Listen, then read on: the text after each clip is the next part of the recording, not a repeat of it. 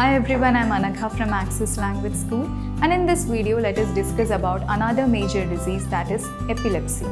Epilepsy is nothing but a chronic disease which is caused due to recurrent seizures. Now what is a seizure? Seizure is nothing but the rush of heavy electrical activity into your brain. And seizures may be of two types. First one is normalized or generalized seizure. Second one is focal or partial seizure. In the case of generalized seizure, it affects your entire brain, whereas the focal or partial seizure tends to affect only a part of your brain. And during strong seizures, the patient might be unaware of what is happening around him or what he or she is doing. Sometimes they might even become unconscious. There are various reasons or causes for epilepsy.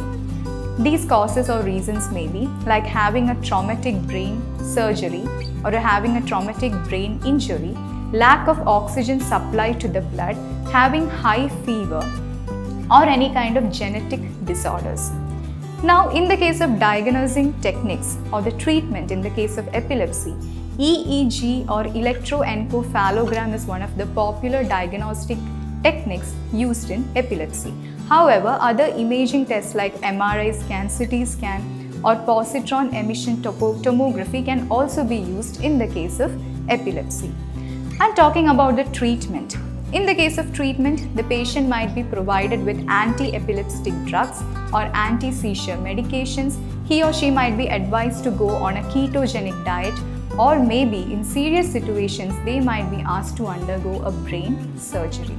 So this was a short overview about epilepsy, which could be asked or which is generally asked in the case of your case notes. So you need to add again additional informations to it, have a proper detailed study regarding it, as it is one of the important topics, and I hope that I made sense. Thank you.